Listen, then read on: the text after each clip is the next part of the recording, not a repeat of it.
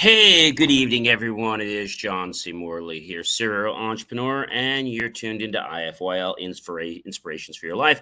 Good evening, everyone. It is a fine Sunday night. It's September 10th, 2023. If you're new here, why don't you grab that QR code at the top right-hand corner of your screen? You can do that very easily by opening your camera app, pointing it to the QR code, touching the little code, and you'll get my link tree as easy as that. If you're not watching us, but you're listening to us only, well, then go to believemeachieve.com for more of my amazing creations. I do want to thank you for being here, but let me tell you what I do because I know you probably have questions. I help people tell a story that leads to them growing a more profitable and scalable business. Whatever time you're watching us, whether it's 10:30 at night, 10:30 in the morning, 3 a.m., 3 p.m., 12 noon, 12 midnight, potato, I really do appreciate the fact that you're here supporting our channel and involving it and making sure that you guys have a great life, because I know that you guys want to improve your lives every day, and showing up is one of the first things you can do to grab more knowledge. So definitely check out what I'm doing, because I think you guys are going to be really ecstatic with the information I'm sharing with you. All right, let's get to our master topic. And how we do this: we start on a Saturday, we roll all the way through the weekend, we finish up on a Friday. Hey guys, we've reached a few thousand downloads on IFL, so really happy on that. We're continuing to plow forward and really excited. So thank you very much for the support. Our master topic, it's understanding the 7%, 38%, 55% rule, series 2, show 37, episode 2. Series 2 means we're in our second year, guys, in case you didn't know that. 37th show and episode number 2. Remember, we have 7 episodes for every show type that we start. We start on a Saturday, we roll through the week and finish up on a Friday. All right. So 7% of the message is the words that we choose. 38% of that message is how we say it. Let me give you an example. Let's say I was to say to you, "Great job." You would believe that I said that you're doing a great job. But suppose I came to you and I did this, and I did this. I'm like, "Great job."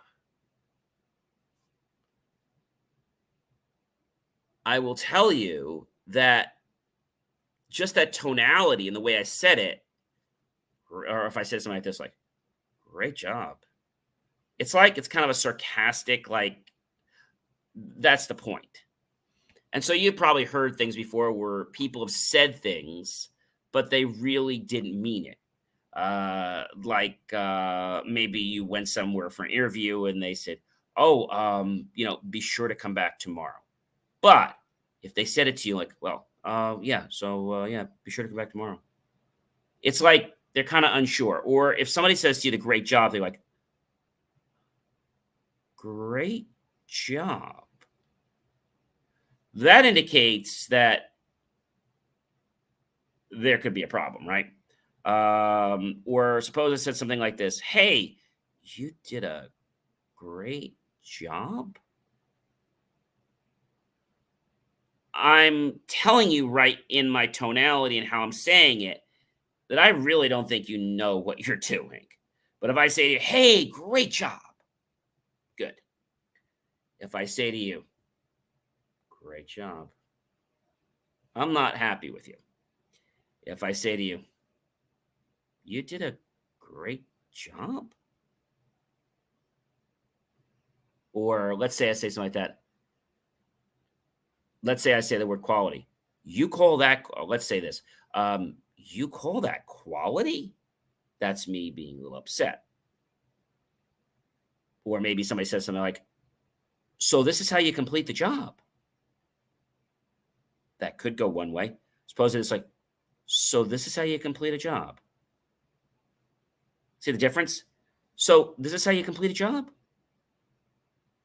I might be liking what you're doing, but if I say something like, "So this is how you complete a job," that is kind of amplifying disgust, really dissatisfaction in your work and what you're doing. So I think it's really important that we understand that the words are only 7%.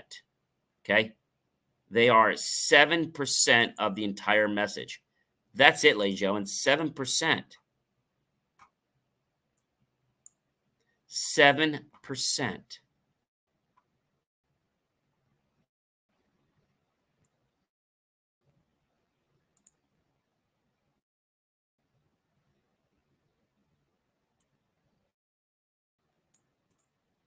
That's crazy.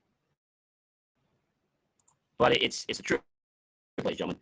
If we take the factor, which is, let's say, 38% plus the 7%, we get, right, 45, right? But let's say we take 100, all right, and we minus 7 from that. That means there's still 93%, okay, of which, all right, out of that, 38% is actually the tonality. 38% is the tonality. We'll get what the other 55% is later. So tonality is very important. And that's why how you say something is more important than what you say. When you compliment someone and it's kind of like, I don't know, it comes off very confusing. This is why whenever we use texting, the tonality doesn't come through unless we're shouting and then we're doing all caps, right? But our tonality, how we say the message, doesn't come through in an email, in a text, unless we're using emojis, which a lot of people don't do. Or we're using text, we're using all uppercase, which is yelling. So this is what causes communication problems, communication breakdown, because one person thinks everything is hunky-dory when really they're pissed off at you. How many of you ever remember the game called Telephones? Ever remember that? When did the game of telephone first get played? Does anybody know when that was? So who can take a guess at that? When did the game of telephone first come out? What year, if you guys had to think? Come on, you can think about it. How is it that this makes sense? So when was the first game of telephone played?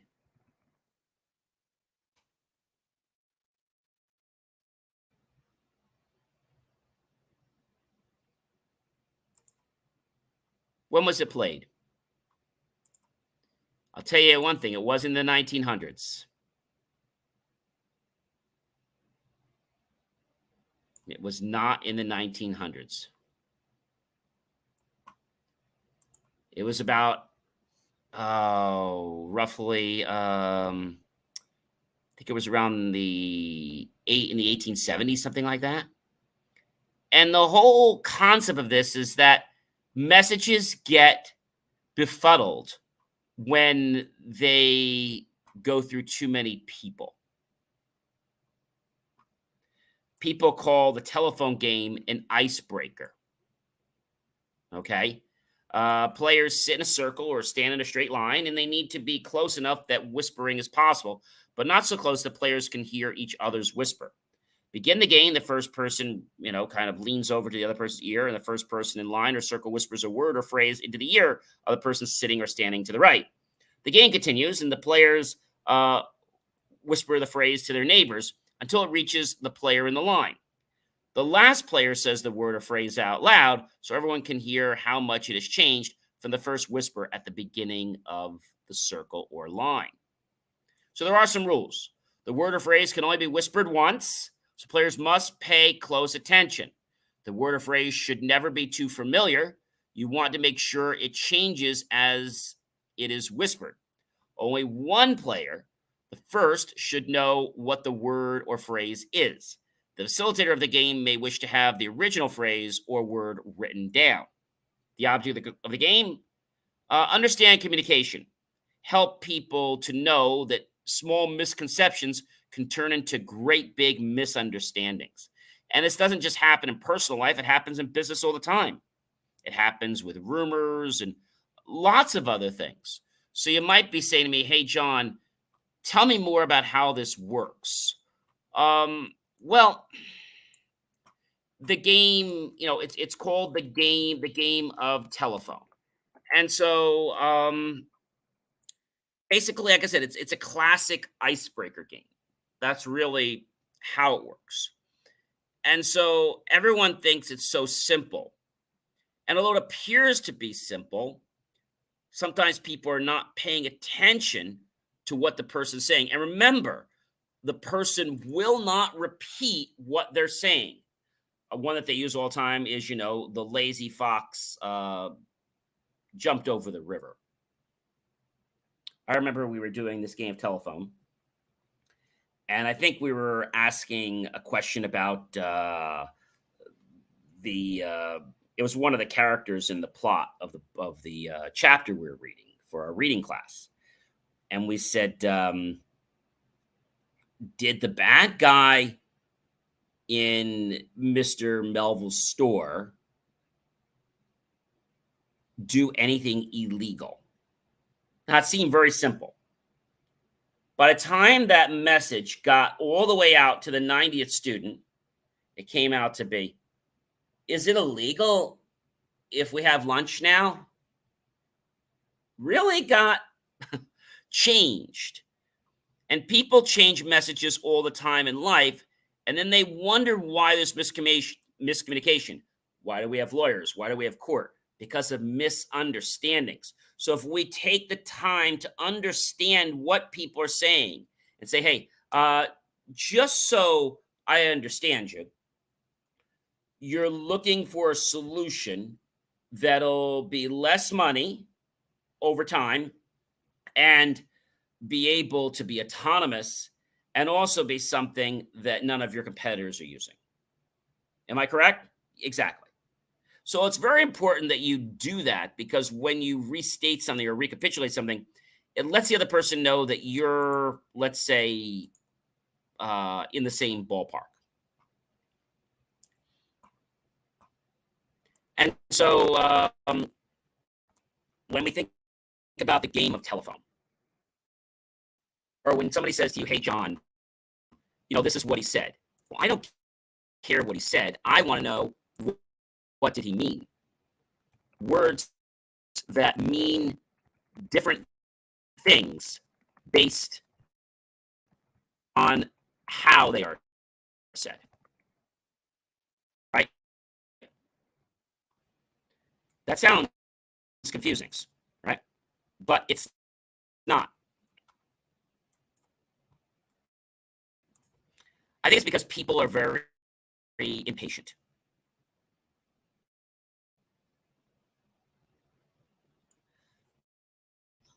Let's try this. It's a little game. I never said she stole my money. I never said she stole my money. Or I never said she stole my money. Or I never said she stole my money. I never said she stole my money. I never said she stole my money. I never said she stole my money. So you have different connotations from that. Okay? But when we change the emphasis and when we change the tonality, like when I was using the thing about, good job, you can say a phrase that's sarcastic. A good one is, you really know what you're doing. Now that sounds sincere. What if I said it like this? You really know what you're doing? You really know what you're doing? Or, you really know what you're doing? Or, you really know what you're doing? different meaning between you really know what you're doing, confidence, or you really know what you're doing. It means I have like little to no trust or respect in you or confidence that you're going to be able to solve the problem. And I'm probably already looking for someone else to help me. It's funny how just changing where we enunciate or how we say something can affect the major meaning of a word. Hello there, Leo. Great to see you tonight. We're talking about a really interesting concept, which is understanding the 7%, 38%, and 55% rule. This is just our second episode, and we're talking about just the fact of, it's not so important of what you say, but how you say. So definitely thanks for checking in with us. It has been great being with you guys tonight. And I definitely invite you to keep checking out the podcast, which releases 24 hours later. We're up to several thousand downloads, so really grateful for that. And we're on a mission to keep growing that. I hope you'll like, love, support the channel. Comment below. Tag your friends, colleagues, and associates. Share this out with everyone you know on social media. Go to believemeachieve.com. Click on that link, help keep our content free, and make the choice, ladies and gentlemen, to buy my team and I a cup of coffee, a bowl of fruit, or a scrumptious bowl of desserts. Either way, we'll be grateful. Those pennies and dollars will invest into new hardware, new technology, new equipment, new software, even new facilities, to give you the most jaw-dropping motivational content to give you the power, yes, ladies and gentlemen, to change your life. And remember, ladies and gentlemen, just like the game of telephone, let's be conscious of what we're saying and make sure there's no misinterpretations, because a misinterpretation might not just cost us money, could cost us a friendship, could cost us a business partnership. So let's make sure that everyone understands what's being said on your end and on their end. And a great way to do that is, just so I'm clear, I want to just state back to you what I understand. And they'll be very pleased that you did that. Have yourself a great night, everyone, and we'll catch you guys tomorrow. Be well, everyone.